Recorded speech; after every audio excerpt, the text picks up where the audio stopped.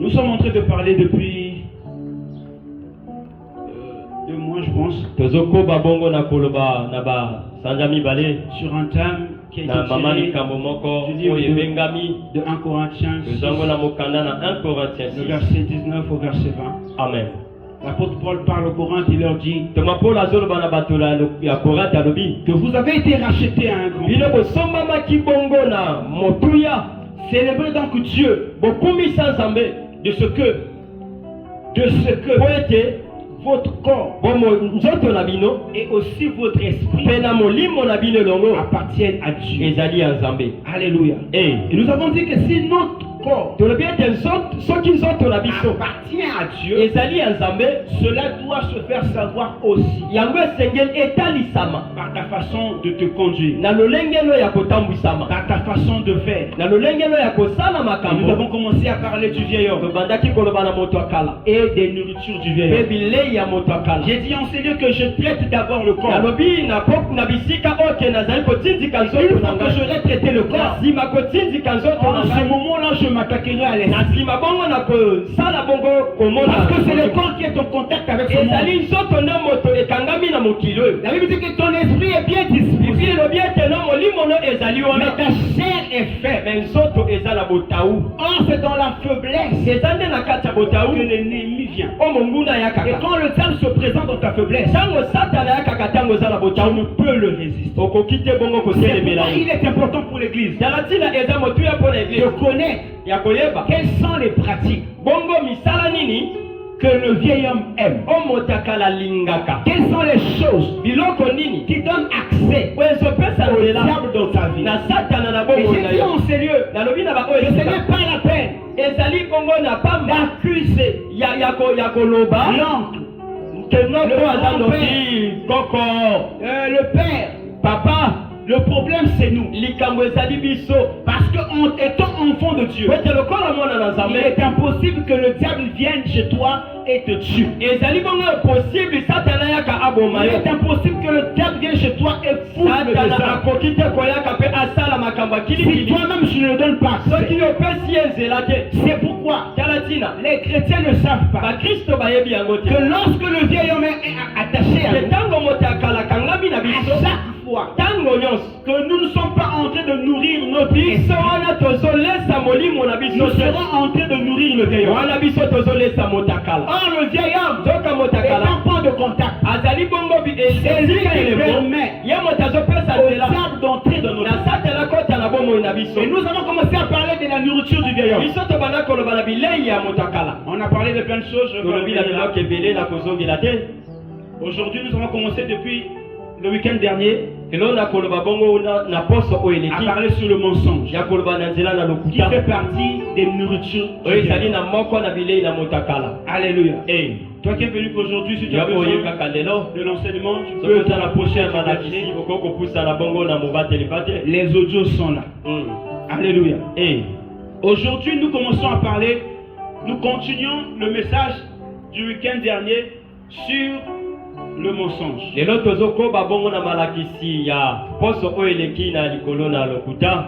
Le mensonge.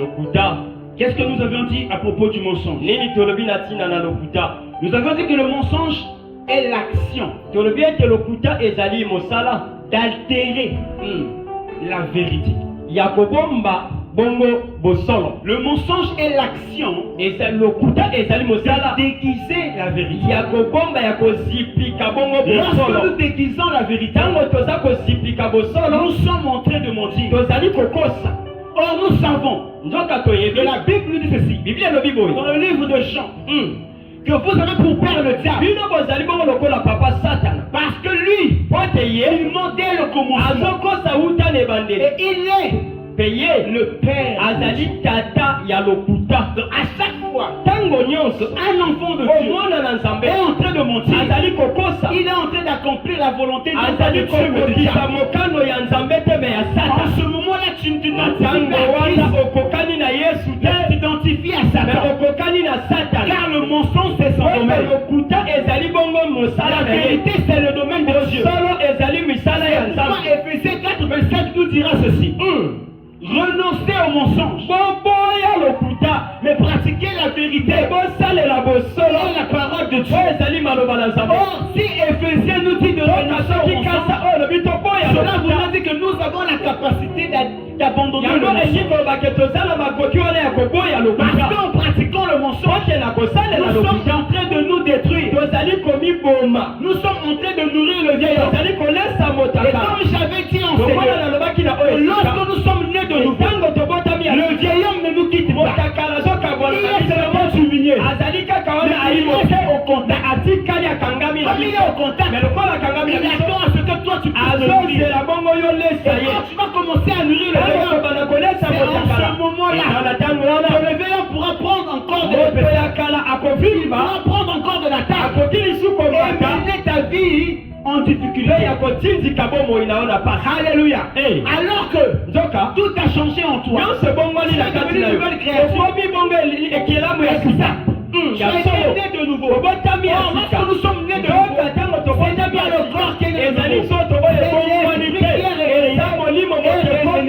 Alors en ce moment-là, ton esprit est sauvé. Ton âme est en train d'être sauvé. Et ton corps sera sauvé.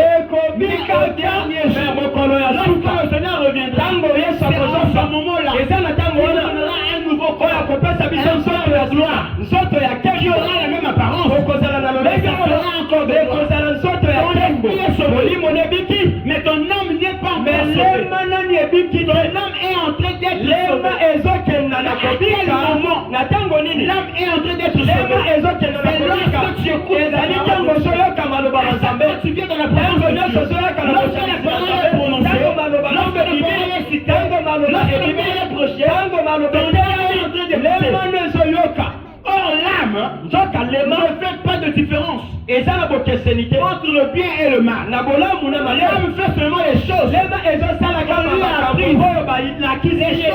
choses auxquelles elle était habituée à faire. Elle considère cela comme étant de bonnes choses. Si dès ton enfance, tu as été habitué à mentir, ton âme sait le mensonge est une bonne chose. Et tu es en train de grandir de la sorte. C'est pourquoi aujourd'hui j'ai pris une famille, pas le moindre. Il y a une famille qui a une histoire. Nous sommes les descendants. Mais non pas physique, spirituel. Car lorsque Dieu dira à Abraham contre les étoiles du ciel, le sable de la mer, c'est la descendance physique d'Abraham. Mais nous, les nations, nous sommes la descendance spirituelle qui sont comparables aux étoiles qui sont dans le ciel. Alléluia. Et lorsque je prends Abraham, le père de la foi, le père des nations, 7 ans a engendré le mensonge dans sa famille. J'ai dit au Seigneur, toute action est une sémence. À chaque fois que tu poses des actions, sois sûr que l'action est une semence. Or, lorsque tu sèmes quelque chose, après quelque temps, la semence doit changer. Et tu dois récolter ta semence. Lorsque tu poses l'action, qui est une semence, attends-toi. Dans quelque temps, tu vas récolter ta semence. Lorsque nous posons l'action, nous allons la récolter. Si ce n'est pas aujourd'hui, calme-toi. Demain matin, tu demanderas encore de faire la chose. Alors tu vas demander à quel moment Abraham, qui est le père, il va faire quelque chose. Dans Genèse. Genèse 12, le verset 10 au verset 7. Alléluia. On peut rester assis. Genèse chapitre 12, 10 à 16. Le verset 10. La Bible me dit ceci. Il y eut famine dans le pays. Et Abraham descendit en Égypte pour y séjourner. Car la famine était grande dans le pays. Quand il était prêt d'entrer en Égypte, il dit à Sarai, sa femme, voici, je sais que tu es belle de figure. Quand les Égyptiens te verront, ils diront c'est sa femme, et ils me tueront, et ils te laisseront la vie. Dis je te prie. Abraham dit quoi? Dis je te prie que tu es ma soeur, afin que je sois bien traité à cause de toi et que mon âme vive grâce à toi. Lorsque Abraham fut arrivé en Égypte, les Égyptiens virent que la femme était fort belle. Les grands de Pharaon la virent aussi et la vantèrent à Pharaon. Et Pharaon fut emmené dans la maison de Pharaon. Il traita bien Abraham à cause d'elle. Et Abraham reçut des brebis, des bœufs, des ânes, des serviteurs et des servantes, des ânesses et des chameaux. Parole du Seigneur. Je la reçois. Abraham, Abalama, une référence. Je dis à Abraham, quitte la maison de ton père. Je te montrerai l'endroit où tu vas partir pour que tu me serves là-bas. Parce que dans la maison du père d'Abraham, il y avait des dieux étrangers. Dieu ne pouvait pas accomplir sa destinée là où il ne règne pas. C'est pourquoi il dira à Abraham, quitte. Et Abraham va écouter. Il quitte le pays où il était. Il prend sa femme. Et il prend aussi son épouse. Il est parti. Et là où l'histoire nous parle, il y a une famille. Dites avec moi famille. Or le mensonge naît souvent. Situation qui nous échappe. Tu n'as pas le contrôle sur la chose. Alors tu te mets à paniquer. Tu dis mais qu'est-ce que je dois faire? Alors je dois maquiller la vérité.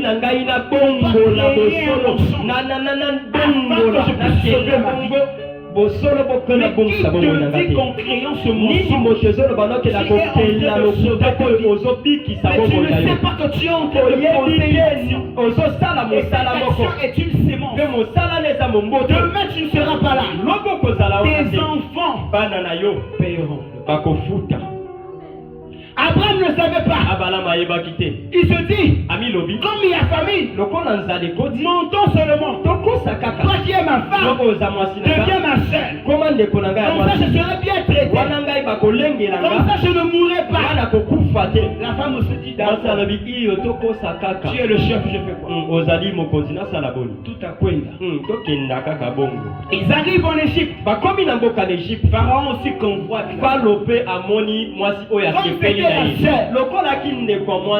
Tu vois une belle fille dans la rue. Si tu es célibataire, tu es. Parce que ça ne tombera pas du ciel. Il faut que tu parles. Et Pharaon aussi a vu sa position. On lui a dit que non, c'est la ville. Et il a pris la femme. Il l'a emmené chez lui. La Bible dit ceci. Lorsque Dieu va frapper Pharaon, Pharaon dira à Dieu que je l'ai même prise pour femme. Quand Pharaon parle que je l'ai prise pour femme, il y a eu qu'elle était la femme de Pharaon. Donc cet homme, à cause du mensonge, elle a livré d'abord sa propre femme. Quel avantage? Que je sois à l'aise, que je mange bien, que je bois bien, que je roule 40. Mais pourquoi qui est ma femme? Qui est l'homme de mes soeurs? Je vais te livrer premier élément qu'engendre par le mensonge, tu as conduit ta destinée. Et le diable sonnait, saisi de cela, a dit merci parce que je n'attendais pas. Toi, au moment venu, tu pensais mieux faire. Tu te disais, personne n'est ici. Qui connaît mon histoire? Abraham s'est dit, il n'y a personne. Que Sarah est moi. Qui connaît mon histoire?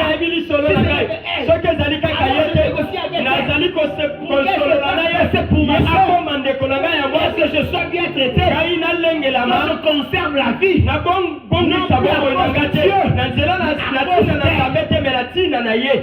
il n'y avait personne. Seulement le couple. Mais ce qu'ils ne savaient pas, que Dieu dans les cieux était là. Il était en train de voir. Et Dieu n'a pas intervenu. Il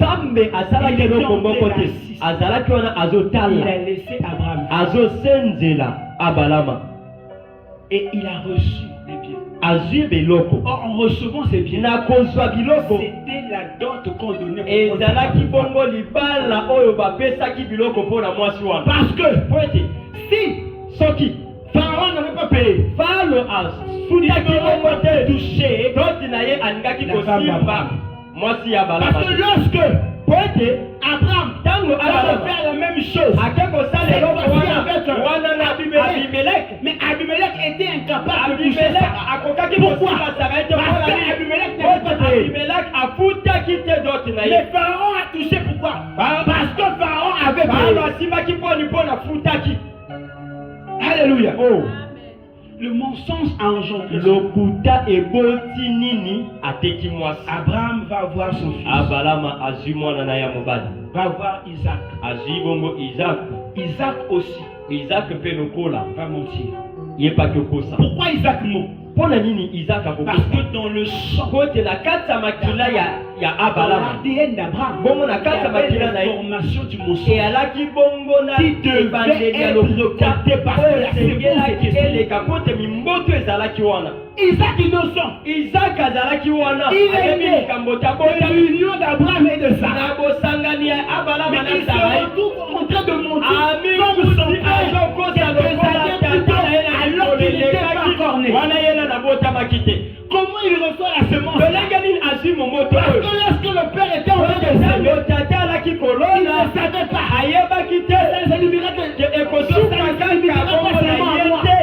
J'ai aussi des enfants. C'est pourquoi parents, lorsque la Bible te dit, je ne te livrerai pas à de telles pratiques, cela est pour ton avantage.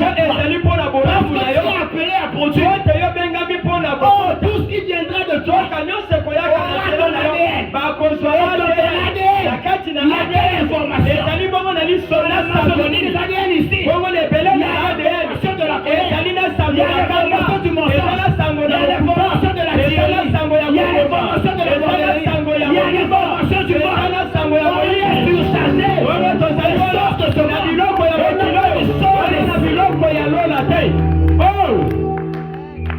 Parce que l'homme se dit, quand je ne serai pas là, qui sera? Alléluia. Mais les enfants qui sortiront, quelle en sera leur destinée? Isaac arrive. Toujours dans Genèse. Cette fois-ci Genèse 26. On a Genèse chapitre 26. 6 à 9. Le verset 6 à 9. Et Isaac resta à Guérar. Lorsque les gens du lieu faisaient des questions sur sa femme, il disait, c'est ma sœur. Car il craignait lui aussi, en disant ma femme, que les gens du lieu ne le tuassent, parce que Rebecca était belle de figure. Comme son séjour se prolongeait, alléluia, amen, dans ce pays-là, que lui aussi a fait comme son père. Il est venu trouver le refuge dans ce pays. Alors, quel est le problème si ta femme est belle de figure? Est-ce que Isaac savait ce qu'il était en train de faire? Il ne le savait pas. Il est simplement victime de ce que son père avait sémé.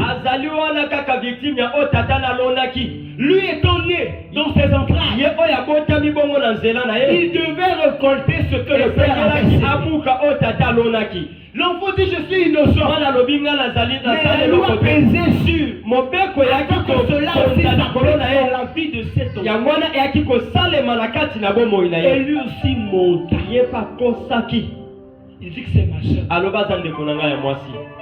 La famille d'Abraham. Le lien est en train de circuler. Et lorsque Isaac ment, Tango Isaac lui aussi il est en train de poser une action. Yepe alaki kosala mosala. Ça allait d'action en action. Yango kokena na misala na misala. Récolte en récolte. Nakobuka nakobuka. Isaac aussi va s'aimer. Isaac wana pe ake Il kolona. va aussi s'aimer le mensonge. Ake kolona lokuta. Il oublie. Abosala Que lui aussi doit donner ça. Yepe sengelaki abota. Et les choses vont continuer. Biloko ezokoba. Alléluia. Oh. Il va avoir deux fils.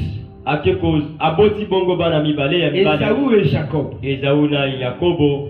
Et Jacob aussi va mentir. Yakobo pe akeko Dans kos. Genèse 27, le verset 18 au verset 22. Genèse chapitre 27, le verset 18 au verset Il 22. vint près de son père. Ça c'est Jacob. Wana Yakobo. Et il dit, mon père. Et Isaac dit, me voici. Qui es-tu, mon fils? Jacob répondit à son père, je suis Ésaü, ton fils aîné. Il vient mentir son père pour doubler son frère et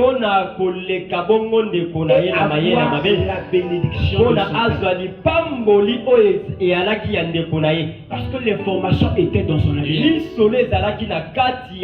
Une famille de menteurs. Mais toi maintenant ta famille on l'appelle comment on qualifie ta famille? Quelles sont les actions que toi tu avais posées? Aujourd'hui tu commences à avoir les preuves dans la vie de tes enfants. Parce que rien ne se perd. Lorsque tu poses une action, même si tu n'es pas en présence des hommes, dis-toi qu'il y a deux témoins. Le diable aussi a vu. Et dis-toi que tôt ou tard cela doit germer. Alléluia. Oh. Et Isaac, lui qui avait menti, on l'a aussi menti. Son propre fils, il vient lui dire, je suis Ésaü. Alors que c'est Jacob. Il est en train de mentir à son frère. Ce que vous ne savez pas, le menteur n'a pas la capacité de détecter aussi le mensonge. Même s'il est professionnel, il arrivera aussi dans son propre jeu. Mais il ne saura pas. Ici on est en train de mentir. Pourquoi? Parce que lui se croit en sécurité. Il croit qu'il est dans une soucoupe volant. Isaac ne savait pas que lui, en montant, il avait aussi transmis ses chaînes à ses enfants. Et un de ses fils serait en train de le mentir. Donc l'action se faisait. Isaac ne savait pas que c'était un mensonge. Il dit approche, je veux te toucher. Il touche les mains. Il dit mais ce sont les mains d'Ésaü. Mais la voix est la voix de Jacob. Comme il avait déjà oublié, la semence du mensonge était monnaie courante dans leur famille. À ce moment précis, il ne savait pas. Il disait tellement que la voix de mon fils est partie. Comme j'ai touché dans le contact, je suis rassuré que c'est Ésaü. Et il va déverser la bénédiction sur toi. Alléluia. Oh. Le mensonge. Le kuta. Toute une famille sont nés dans le mensonge. Jusqu'à ce que Joseph arrive.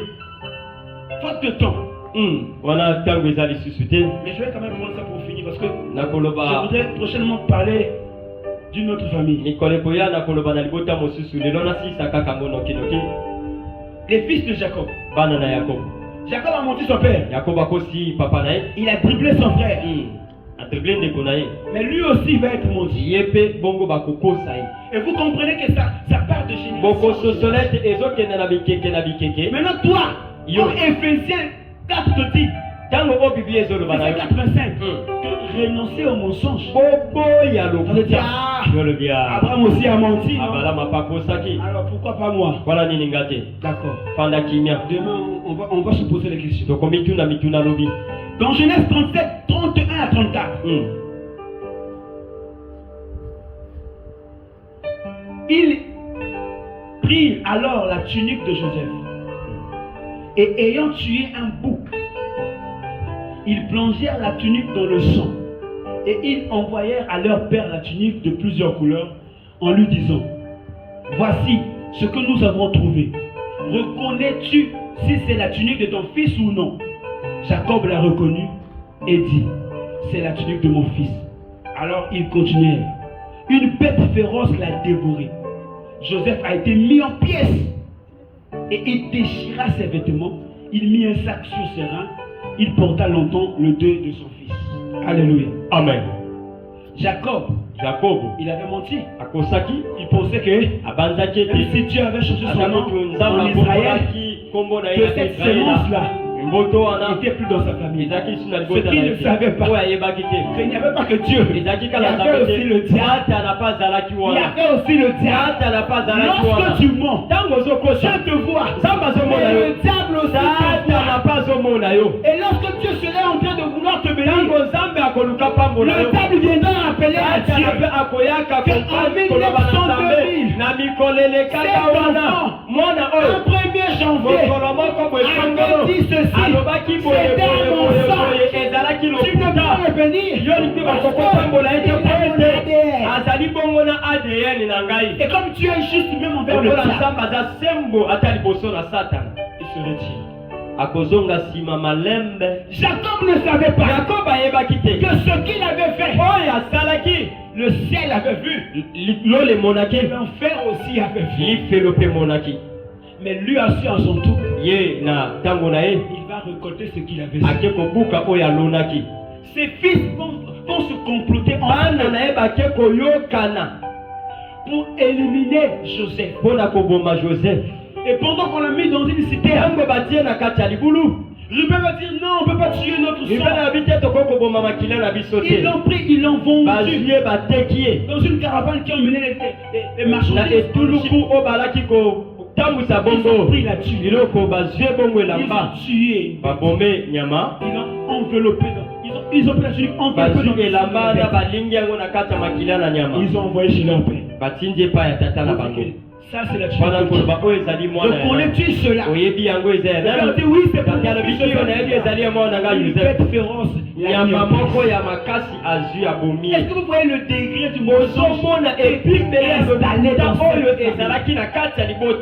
Pas n'importe quelle famille, mais une famille bénie de Dieu, où Dieu s'identifie à eux. Il dit: je suis le Dieu d'Abraham, d'Isaac et de Jacob. Mais lorsqu'on entre dans la vie de ces hommes, on voit l'ADN de Dieu qui était assis sur le mensonge. Et de génération en génération, ils étaient en train de se mentir. Alors que Joseph n'est pas tué, ils ont dit que non, ton fils est mort.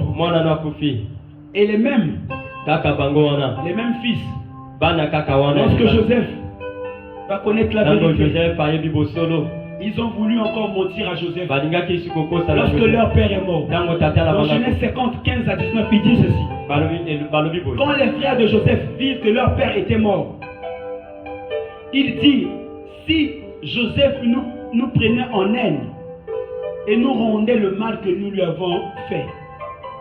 Et ils firent dire à Joseph: ton père a ordonné. Mensonge. Ton père a ordonné.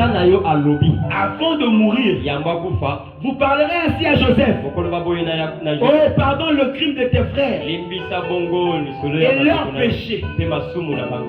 Alors que le père n'avait pas dit ça. Le père en mourant, il n'avait pas réglé ce problème de mensonge.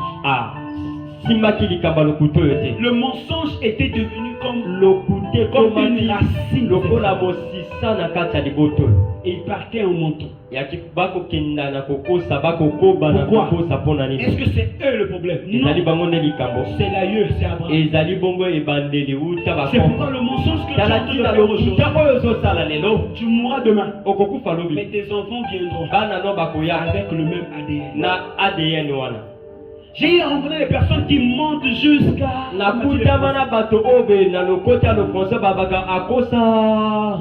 aucune parole qui sort de sa bouche. Il va te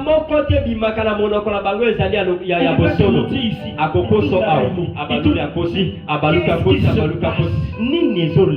On comprend que la race a été détruite depuis des jours.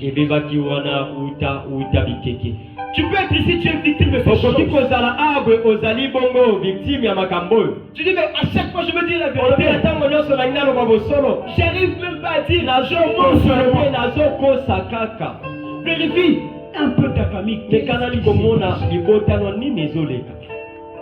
Tu as la volonté d'abandonner cela. À chaque fois, tu n'y arrives pas. C'est comme ça une force qui te domine.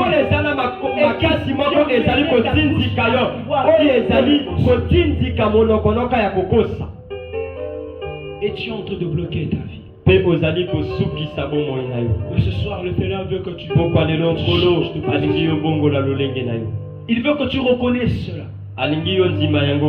Seigneur, je sais que je suis un homme menteur. Mais de mes propres forces, je n'arrive pas à aller. Je t'en supplie. Aide-moi, Seigneur. Sors-moi de cette vie. Et lorsque tu reconnais, Dieu descend de nous. Et lorsque nous avons regardé la situation de la famille d'Abraham,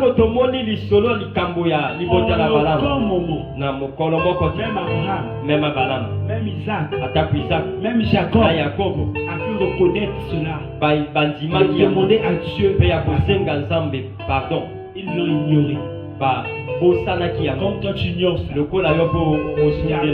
C'est seulement un petit mensonge. Ce n'est pas pour tuer. Tout mensonge est un mensonge. Tout mensonge est un mensonge. C'est pourquoi l'apôtre Paul dit dans Romains 3, il dit, si je m'en sers du mensonge pour vous parler de la gloire de Dieu de manière claire, pourquoi je suis encore condamné comme étant pécheur, même si ton mensonge tu l'utilises pour parler de la part de Dieu. Tu montes ici. Tu es en train de nous faire voir la gloire de Dieu. Avec quel esprit? C'est pourquoi la femme qui suivait Paul et Barnabas pendant 3 jours, qu'est-ce qu'elle disait? Écoutez ces hommes. Ce sont les saints hommes de Dieu. Ils vous annoncent la bonne nouvelle du royaume. Et Paul retourna après 3 jours. Fatigué de cette femme, il ordonna à l'esprit de quitter. Ce que la femme disait était vrai ou faux? Était vrai ou faux? Tu peux dire la vérité. Quel esprit? Alléluia. Tu dis non, mais avec quel esprit? Un esprit du mensonge. Un esprit de mensonge. Mais ce qu'elle disait était fondé parce que Paul était l'apôtre de Dieu.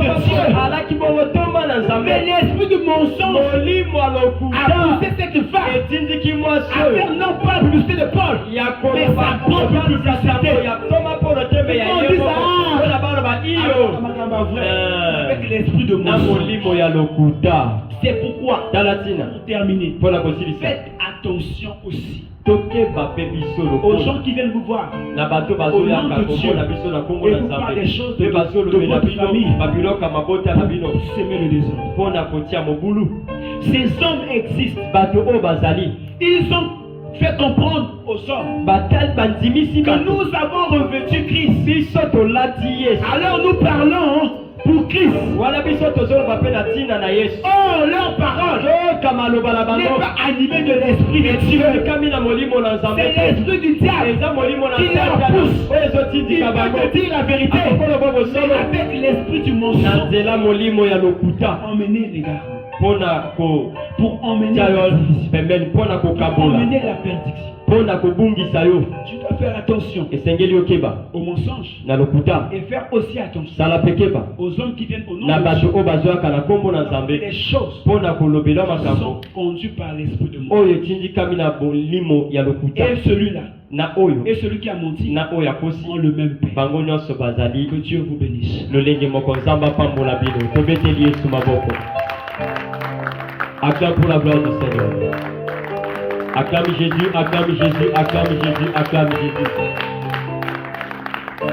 Alléluia. Bien-aimé, j'espère que tu as compris quelque chose. Moi j'ai retenu ma part. Je ne sais pas ce que tu as retenu.